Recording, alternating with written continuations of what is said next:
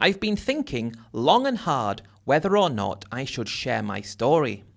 I've watched every single one of the stories on your channel, and while my story isn't the same as any of the other stories that I've seen, I think it's worthwhile sharing as it is something to add to the list of things people need to be careful of if they're considering Thailand.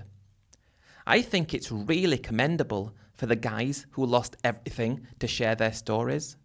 And because I'm in a similar position, I know I'm doing this as a warning to others. And also, I suppose it will give me closure on that part of my life, even though it happened such a long time ago. The way that I think I'm different to some of the people who share their stories is that although I lost what I considered to be a fortune, I really have no one else to blame apart from myself. No one scammed me, no one took my money. I just made some stupid mistakes, and I tend to think it's down to my personality. I know many people suffer from the same feelings that I had, and that's why I want to share this as a warning to people like that, and to anyone that too much of a good thing can destroy you.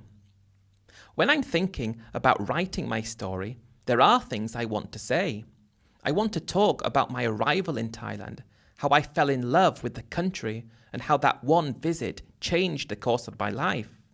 How I kept going back until I moved there. But everybody seems to be in the same position and have the same feelings. So I want to tell my story from a different angle, the best I can. I'd been a delivery driver for as long as I could remember. A job I hated, but it did pay the bills. I was in a serious, long-term relationship that never amounted to marriage with someone that I seemed to just find myself staying with. We stuck it out for 10 years, but we weren't right for each other, and that relationship ended when I was 45. Newly single, and with a certain amount of freedom that I had not felt for years. I started thinking about myself for a change. When you start thinking about yourself and nobody else, it's amazing just how much further your money goes. Even though you're not earning a lot of money, being able to spend it all on yourself and on your own wishes makes a huge difference. When I was with her, we never had anything. I worked, she worked, and together we rented a house and paid the car loan we had. And if we were lucky, we'd have just enough money left over to go somewhere like France or Spain for 2 weeks every year. This existence is normal for people like me from England. When you're going on that 2-week holiday that you've saved all year for, you find yourself flying with a plane load of other people in the exact same position as you. You find yourself sharing hotels with the same kinds of people, and you never really escape from that bubble. I'm not saying that I have anything against countries in Europe. I had wonderful times visiting them, but they seem to be places that you just went to because it was expected and that's where you went. And while I enjoyed these holidays, I always felt like there was so much more available that I was missing out on.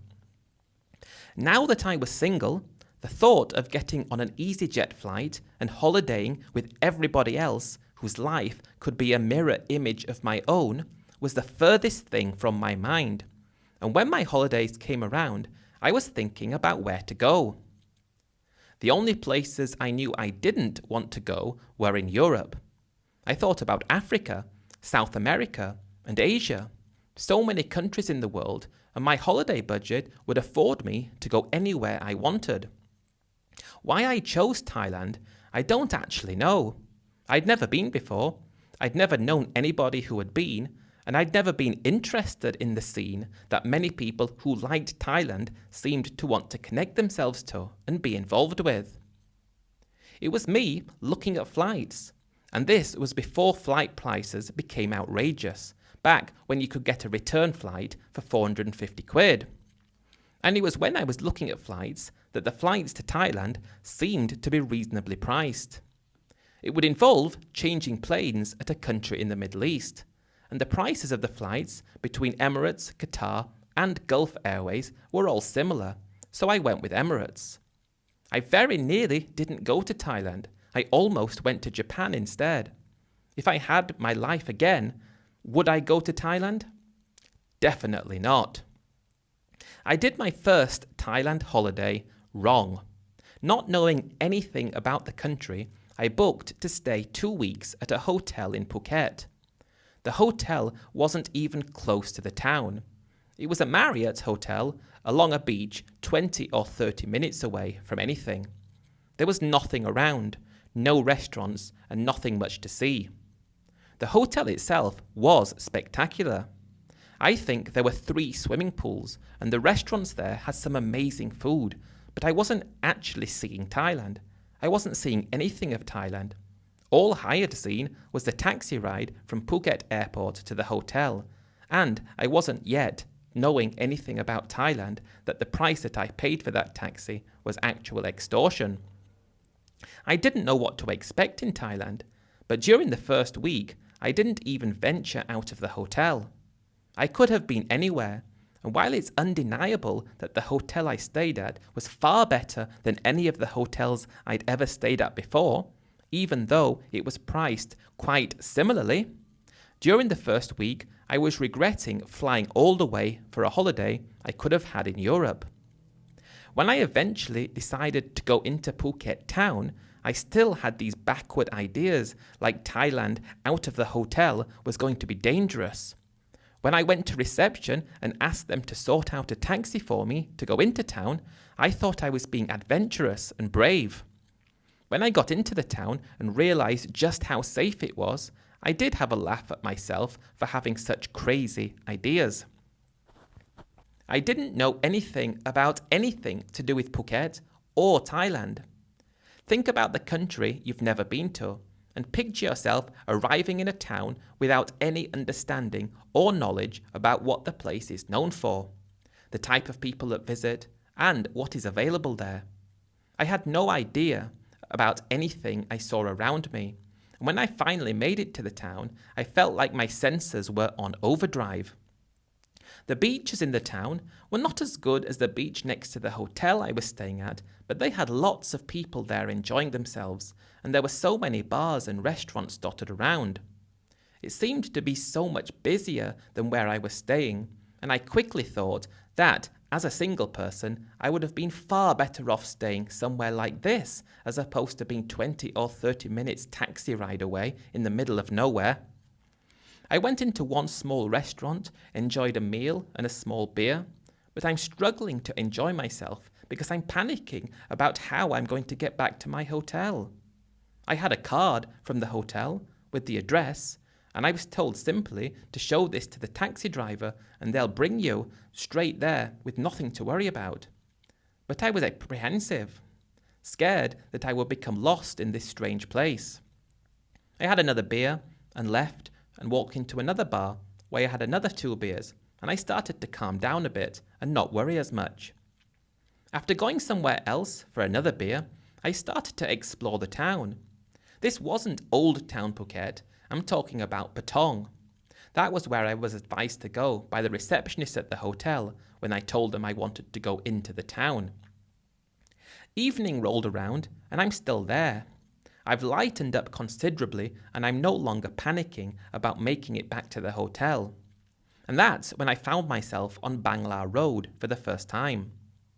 I didn't know anything about Bangla Road, but it seemed to be where all the crowds were drawn to. Bright lights, lots of people, and the only thing for me to do was follow the crowd. I have to reiterate that I had no idea what the road was known for, but when I went into the first bar and was greeted with this part of Thailand that I was not yet aware of, Thailand went from being a place I was interested in visiting to do something different, to a place that completely removed all my thoughts and dreams of ever going anywhere else. This was 2009, and that first experience in that bar on Bangla Road, it was like a wake-up call. It was like I was being told that I'm not living my life properly and I need to do something about it urgently before it's too late. The reason I put so much emphasis on this is because there is often a point in someone's life when a small decision can alter the direction of the rest of their life. My life was never going to be the same again, and I vowed to make sure Thailand became a more permanent part of my life. For the remainder of my holiday, I left the hotel every evening to go into Patong. I was going earlier and coming back later every day. And while I thought the hotel was something really special, I'd have much preferred to stay in a dive if that meant being in walking distance of Bangla Road and other parts of Phuket. That week offered me more fun, entertainment and excitement than I had for the whole of my life up until then. And I'm not trying to exaggerate or blow things out of proportion. I'm trying to give you an accurate picture of why I chose to go down such a different path after that trip to Thailand. There was nothing that I have done since that has come close to giving me such a revelation. I even met a girl on Bangla Road in one of the bars. I stayed in touch with her for a few months when I went home, but we didn't stay in touch much longer. I think she found somebody. But the fact that a girl that looked so perfect was speaking to me and interacting with me, I was sold on the fact that Thailand would be playing a huge part in my life from that point on. When I returned home and spoke to my friends about Thailand, I expected them to show interest and maybe have ideas to go themselves, but none of them seemed to have any interest, and I couldn't work it out. They were still happy going with their wives or girlfriends, going on all-inclusive holidays to Spain. They didn't yet know what else was out there, and most of them never did find out because I lost touch with most of my friends when Thailand became part of my life. Old friends seemed dull and boring and unenlightened to some of the best things that the world had to offer. 45 years moving in one direction, now it's time to move in another, and all I thought about and saved for was Thailand. I do need to talk about my current financial position at this time, just to tell you how precarious it was. I rented. I had just finished paying off a car loan, and I had no savings. If I sold everything, I could have raised at the most £10,000. So the fact that Thailand became my obsession was thwarted by my lack of funds to make doing something other than holidaying there for 2 weeks a reality. What I did do was read up on Thailand. What was Thailand about? What was the capital city? At that point, I didn't even know it was Bangkok. I thought Phuket was the main part of Thailand where everyone went, but there were so many things I found out that made me even more excited to go back to Thailand as soon as I could. I read about Bangkok, places like Soi Cowboy and Nana Plaza. I read about Pattaya, and everyone said just how much more there was than on Bangla Road in Phuket. I couldn't believe that I'd spent 45 years not knowing about this paradise only a 12-hour flight away.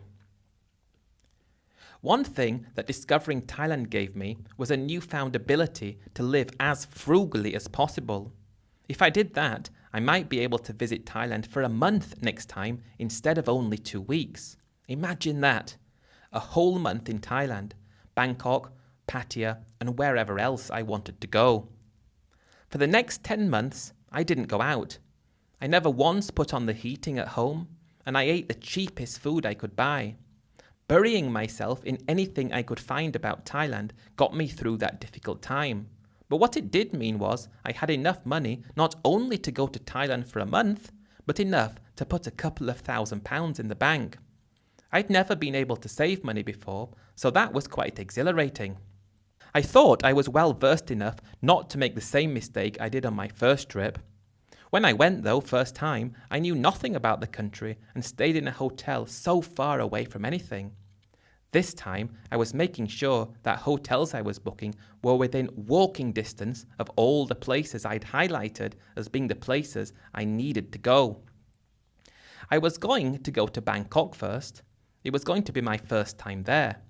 I was worrying that because it was a big city, I wouldn't like it as much as Phuket. But when I arrived, those feelings of apprehension quickly became feelings of elation when I stepped out of the hotel on the first evening and went first to Soi Cowboy. How is it even possible to make a place so perfect? And then, a few hours later, I went to Nana Plaza, and I preferred that. Dotted around everywhere else were other bars and girls everywhere, restaurants, and a huge shock on the senses. Thailand continued to get better and better, and Bangkok made Phuket look like it was living in amateur hour. I spent 1 week living life in Bangkok.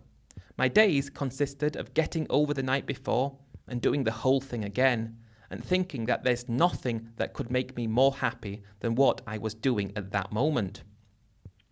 I wasn't sure if it was even worth going to Pattaya. I didn't see how it would be possible to do and top what I was enjoying in Bangkok.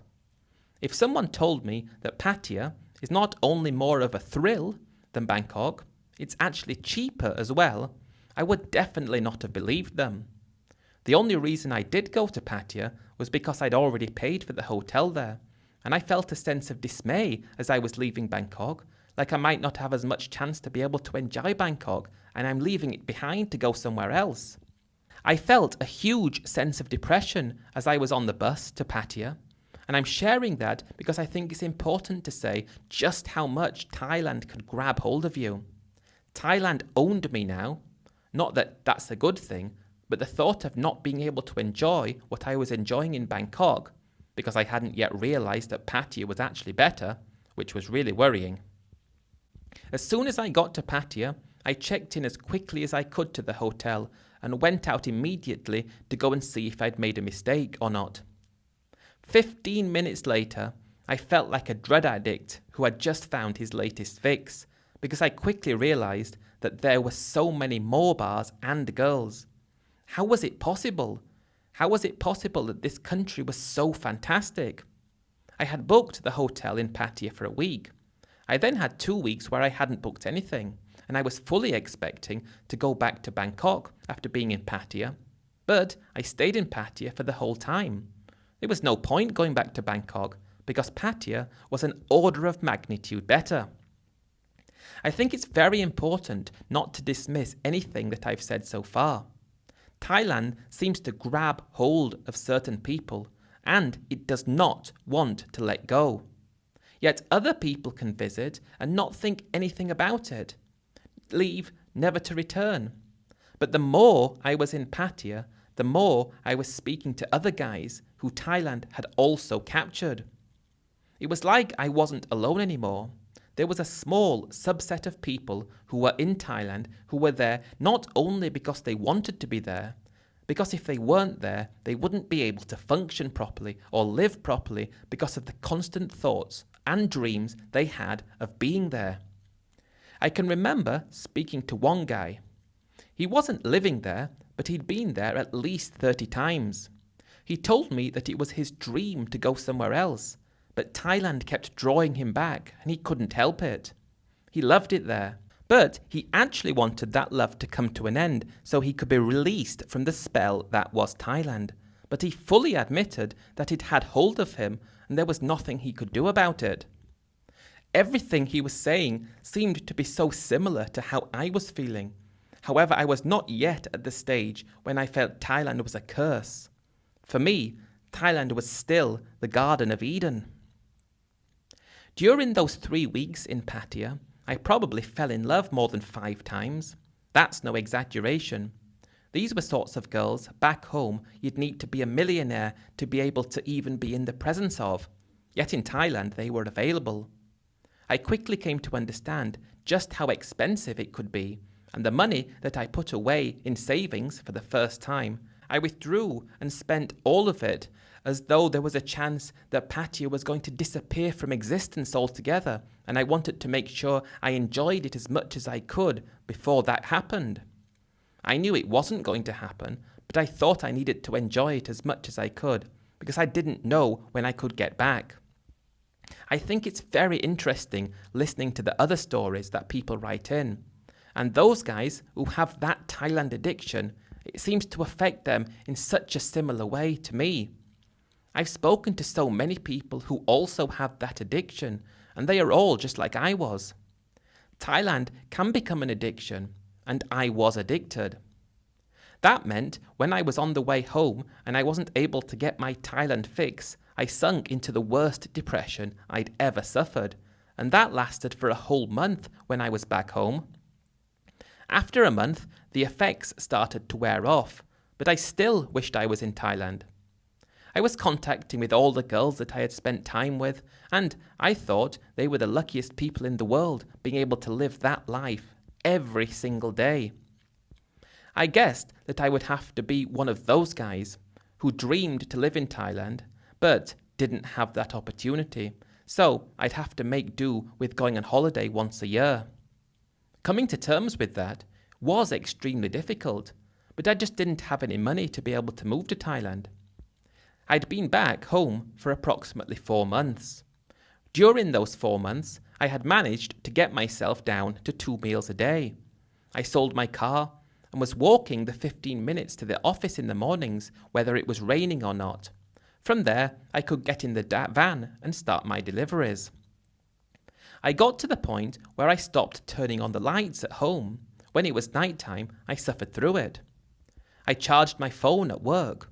I was really going that extra mile to save enough money for that extra 1 or 2 days in Thailand when I could go next. Little did I know that this extreme money saving would become unnecessary, because around this time I had the unfortunate news that my father passed away. I wasn't close to my father. I don't think I spoke to him in the 5 years before he sadly passed away. We never really saw eye to eye, and that made me feel like he had completely forgotten about me. When I was informed that I was the sole beneficiary of his will and he'd left me £214,000 in cash, all of a sudden, Thailand not only became a holiday destination for me, it became a place that I now had the financial means to move permanently to.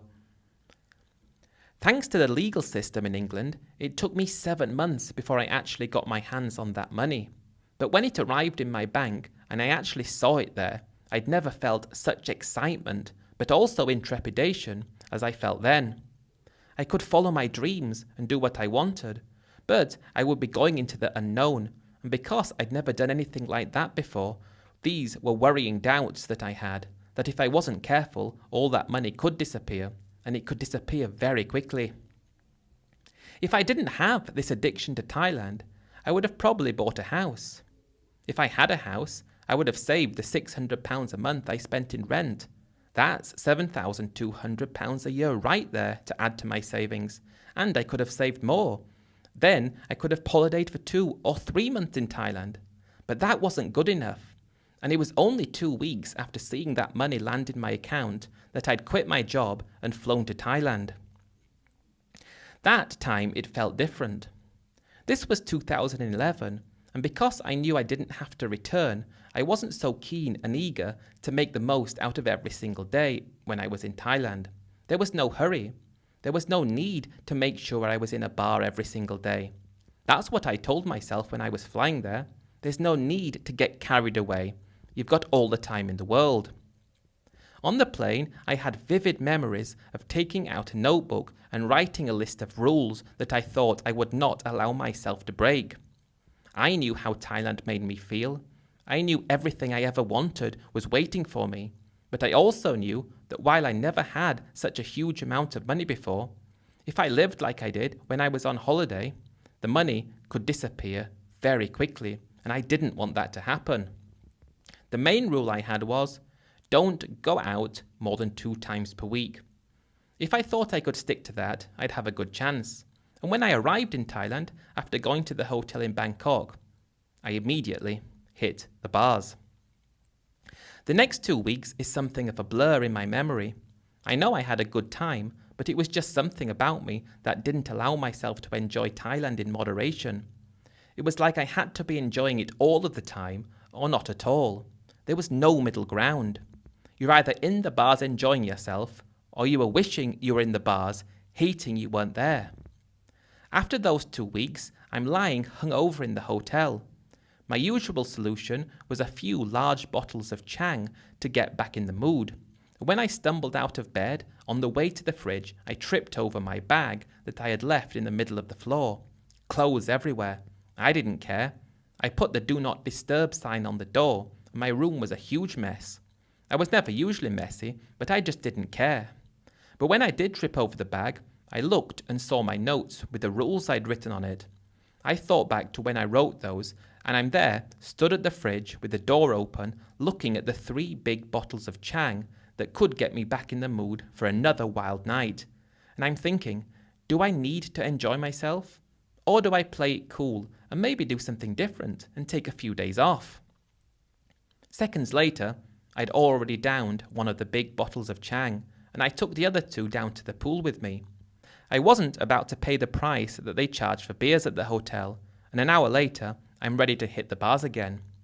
It was only 1 p.m, but I didn't mind, and while I came close to settling down and thinking about being sensible, another 2 weeks went by in a blur.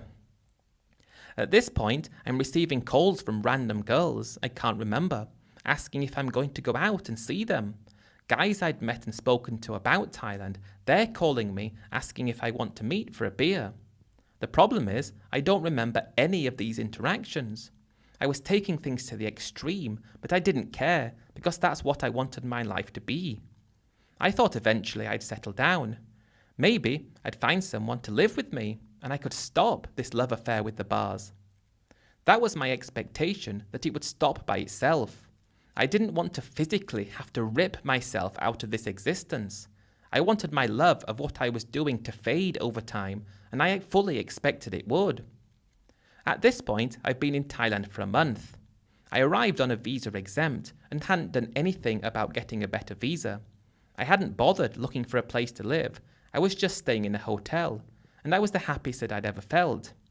It was then that I decided to enjoy myself. I told myself, you only live once. Do what makes you happy. There's no point fighting the urges that I had, and I told myself, I'm in Thailand, enjoy it, because that's what it's there for. I might as well not be there if I don't. I told myself eventually I'd get bored of it.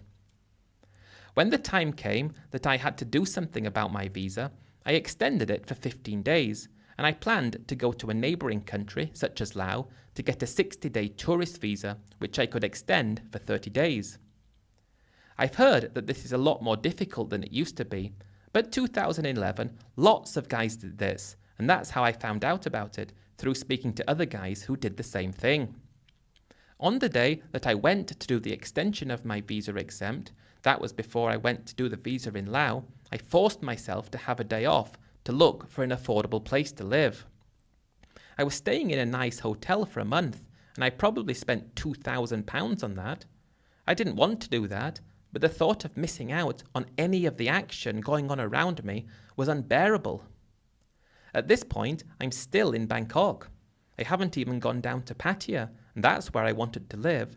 So after I got those 15 days extension, I got the bus to Pattaya and arrived around 2 p.m. I checked into a hotel, but I only paid for 1 night and forced myself to look for somewhere to live that was cheap. I found a very cheap room for 5,000 baht. The fact that it had air conditioning was good enough for me. I overlooked the fact that it was nothing like a place I would actually want to live, because I reasoned with myself I'd have more money to enjoy myself, and it was cheap. 3 weeks went by, and I don't think I was sober once. I have vague memories of that time, and I'm starting to get calls from so many girls asking when I'm going back to their bar, when am I going to see them again, and I don't remember who they are. But when I woke up one morning and realised that I completely forgot that I had to leave the country 6 days ago, I panicked. I overstayed by 6 days, and I hoped I wouldn't have any problems. I was never the sort of person to forget such important things, but that was irrelevant because life was happening and it was too good to step away from. When I understood that, I needed to get it fixed. I got a bus to the border with Laos, and luckily I only paid a 500 baht a day fine, so 3,000 baht total for the overstay, and this didn't affect me after I got the tourist visa and arrived back in Thailand. I promised myself I would never do that again. The repercussions of overstaying your visa are far worse if you're caught on overstay as opposed to arriving at immigration with an overstay. I didn't want to be in a position where I was overstaying ever again. But since I got the visa, I had 60 days before I needed to extend it at immigration. Getting the bus back to Pattaya from the border, I feel like I'm finally able to get my Thailand fix again. 3 days it took to get that visa, and while I tried my best to find an equivalent situation in Vientiane, there was nothing there that came close to Thailand. And while I really fell in love with Bir Lao, not having any other trappings of what made Thailand so great made me feel an even bigger connection to Thailand when I got back. I'm being so irresponsible. I will admit that. I'm going to the ATM and I'm taking out the maximum amount that I'm allowed to take out from 3 different accounts. £300. Another time, I think it was approximately 14,000 baht and a bit per card. I wasn't trying to budget or save, and when that was gone, I'd go to the ATM again. One day, I went to the ATM and put my card in and it wouldn't let me have any money. None of the cards did. And I'm panicking because that's my only source of getting funds. I think, do I need to call my bank? I don't know what to do. And I'd racked up a big bill in a bar and I didn't have the money to pay for it. I then realized that I'd already used the ATM that day. That meant I spent 14,000 baht times 3 and I'd racked up a bill that meant I needed more money. That should have given me cause for alarm. I hadn't checked my bank balance since I arrived in Thailand. I'm just thinking I'll get to that eventually when I'm ready. I want my mind to tell me when it's time to stop, but I don't want to force myself to stop.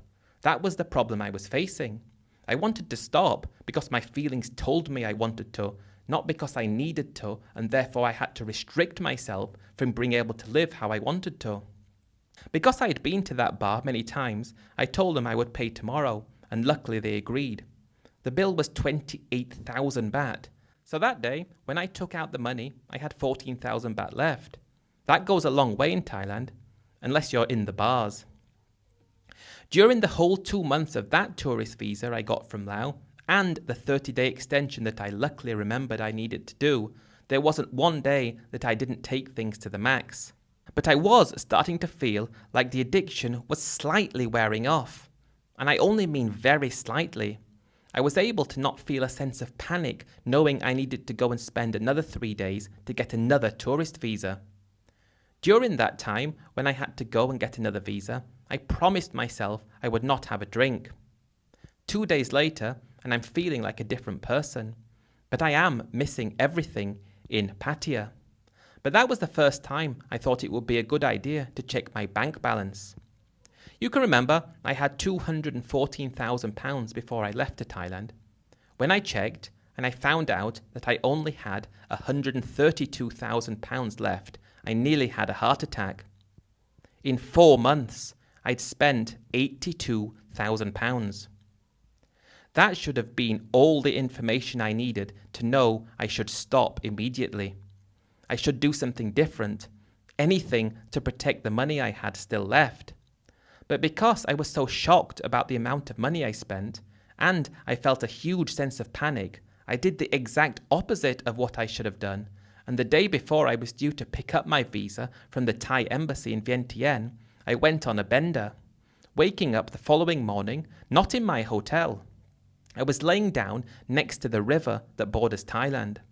I should have sought help, but instead I quickly went to my hotel, showered, 2 big bottles of beer Lao. Then I went to pick up my visa, re-entered Thailand and got the bus down to Pattaya. A small bottle of Hon Tong whiskey was needed to make that bus trip to Pattaya bearable. And when I got there, I didn't even go to my room. I went straight to the bars with my backpack still on my back. The next 3 months, against everything telling me not to, I did exactly the same as I did the 3 months prior. I suppose it's very easy for me to look back and say how stupid it was. It's also very easy to judge me for doing what I did and saying how stupid I was, but I couldn't help it. And when I was in the moment, in the bars, with the girls, nothing else in life mattered. I didn't stop to think that I was ruining my health by drinking so excessively, not that I was spending such an obscene amount of money, that I could have used for something else. I didn't think about this or care about it. Part of me just hoped that continuing down this path would see the end of me before my money ran out. I know that's a dreadful thing to say, but if the money ran out and I couldn't do this anymore, what would happen then? But I was still thinking, it's not going to run out, I've got over 100 grand. I kept telling myself that during those 3 months I've got over 100 grand, but I didn't look because I was so scared to. And when the time came that I needed to go yet again to get another visa, that's when I really started to panic and think I needed to change the way I lived. I really wanted to stop with this addiction, but the thought of stopping was worse than the thought of losing all my money, and I knew it would be a difficult experience to get over things. I went back to Laos again, and that time I didn't drink for the whole trip, all the way until I returned back to Pattaya. With a clear mind, for the first time in months, I checked my bank balance again, telling myself, I've got over 100 grand, don't worry about it. But I didn't have over 100 grand. I had £74,000 left. I'd spent another £58,000 in 3 months.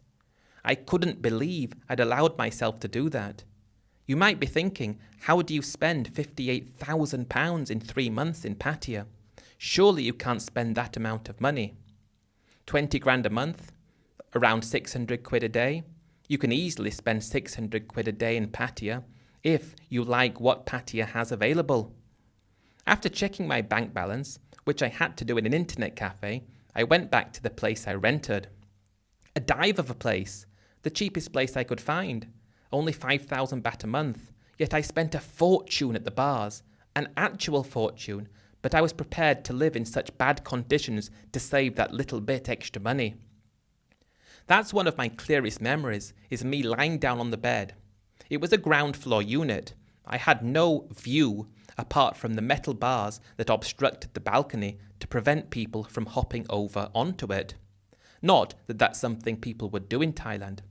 But I'm looking from the bed and I can sort of make through out of the iron bars the adjoining building. And while I'm doing that, I see a young Thai guy hanging out his washing. I wondered what his life was like. What would he have done if he had that amount of money in his bank one day? Many people say that Thai people spend worse than Westerners. But would he have wasted all his money in the bars? I highly doubted that. And I felt sorry in that moment that somebody like that had to work hard all month for the amount I would spend in one bar in an evening. And sometimes I go to 3 or 4 bars. I felt guilty that I spent so much money, and I was falling into a spiral. And when I realized that there were 2 choices, I've got to continue feeling like this, and I'm going to gradually feel worse and worse and worse, potentially for months before I start to feel better, or I can go to the bars and feel better immediately. I'm embarrassed to admit that I couldn't resist the urge and went back to the bars. The feeling of euphoria when I downed that first beer, and the thoughts that I still had enough money to be able to do this for maybe another 6 months, I was able to put the situation to the back of my mind.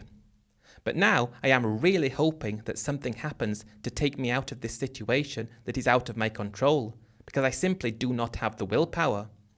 I'd always liked to drink, but I'd never been a drunk. But drinking went hand in hand with everything else and made the experiences that bit better.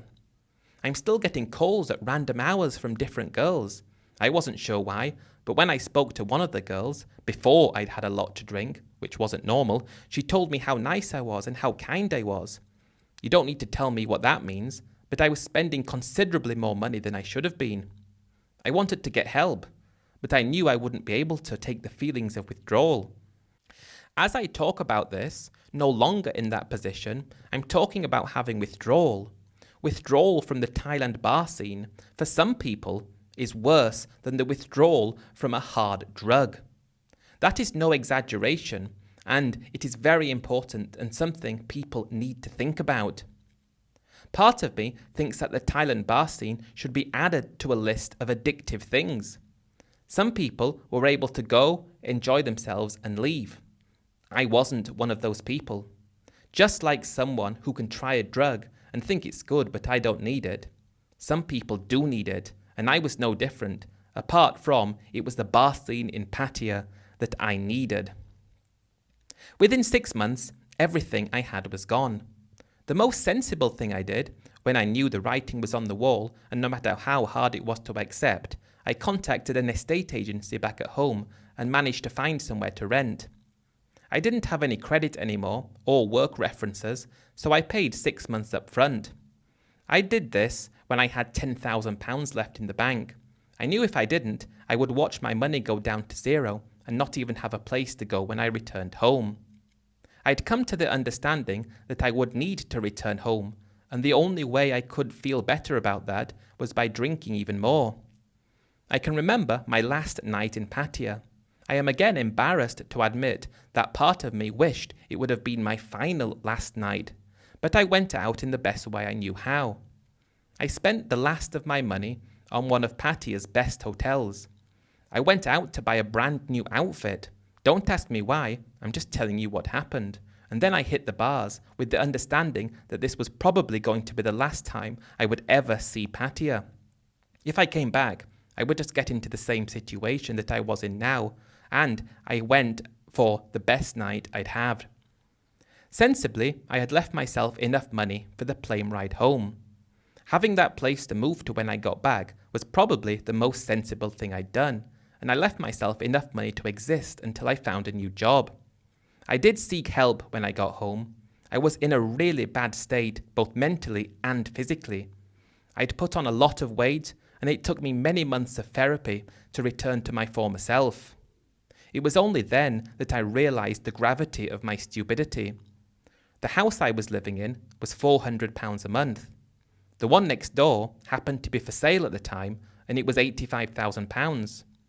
Looking at it, thinking that would have been a better way to spend money than the bars in Pattaya, and I could have had 2 of them and money left over. But you have to put thoughts like that away. You can't think like that because it will destroy you. And I just have to think that that time of my life was an experience that I will always remember. I have to remember that at the time I was having the best time I'd ever had. I also need to accept that I will never have as good time again. Lots of years have passed since then, and I am in a better place now, but I still find myself having sudden urges to go back to Pattaya for one last hurrah. I know that is not a good idea, and I haven't been back since. I haven't been back to Thailand since. I've even avoided other countries.